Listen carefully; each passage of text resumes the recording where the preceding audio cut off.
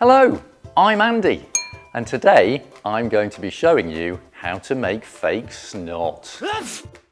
Now, snot is that gooey stuff that comes out of your nose, and it's made up of lots of stuff, including something called mucus. You'll find mucus in lots of different parts of your body, up your nose, down your windpipe, in your lungs, in the tube that your food goes down, in your stomach and intestines.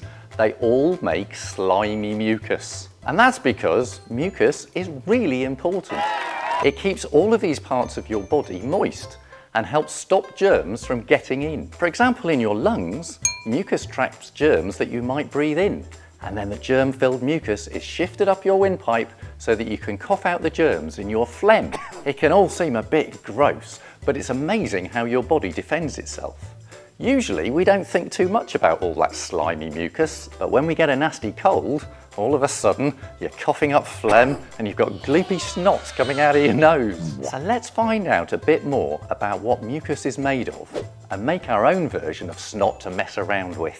To make our fake snot, you're going to need some washing up liquid, some salt, a teaspoon, a chopping board and a cup to mix it all together in. I'm using a special kind of cup that scientists use called a beaker. It's see-through so you can see what's going on, but you can use whatever you've got at home. Just try and get one about the same size. And an optional extra for a bit of fun is some food colouring.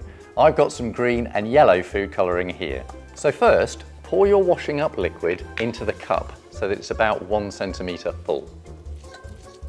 That should be enough. Washing up liquid alone is far too runny to represent your snot. So, to thicken it up, we have to add some salt. You only need a little bit, half a teaspoon should do the trick. If you find that your fake snot is still a bit runny, you can always add a little bit more salt. Careful, if you add too much salt, it won't work. Now, give your salt and washing up liquid a stir. Look at that! It's starting to get thicker! It's all got really gooey. It's just like snot. Our fake snot is very fun to play with and a bit messy. Now, usually snot and all the mucus in the other parts of your body are pretty clear and colourless, but you might have noticed your snot looking greeny yellow when you're not feeling very well.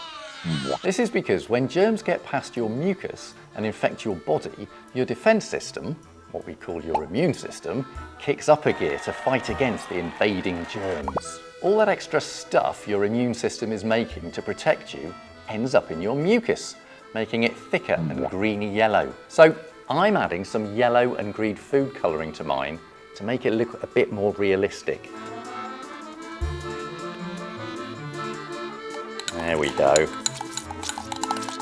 Yeah, look at that. Now that looks like snot. Even when we're ill, you may notice that your snot isn't always the same thickness. Sometimes it's more runny, sometimes thicker. Scientists like to measure things, and in this case, they might want to measure how thick or thin the mucus is. To do that, we need to do an experiment. If we want to know how thick a liquid is, one way of finding out is to see how well it flows. Runny liquids like water flow quickly. Thick, gloopy liquids like custard flow slowly. I have some different cups of snot here, labelled with the letters A, B and C. And as you can see, some of these are thicker than others. But how much thicker? I think it's time for a snot race. I've asked my friend Danny to come and help us with this. Hi Danny. Hi Andy. I was so excited to do the snot race with you today that I've actually brought my own snot. Oh, that looks like you've sneezed all down the side of it. If it's okay, I think we'll go with the fake snot that we made earlier. Okay? Okay. So, what we're going to do is we're each going to put the same amount of snot onto our racetrack here. And we've all got the same size spoons. We're going to put 1 spoonful onto each of the snot tracks, A, B and C, and then we're going to see which one gets to the bottom first. You ready? Okay. Okay, let's do it. 3, 2, 1, 1. go! Oh, they're off and running already. 3, 2, 1, let go. Spoons away. So let's have a look. Ooh. Oh, Snot B's taking an early lead, but Snot A and C, they may come up on the outside.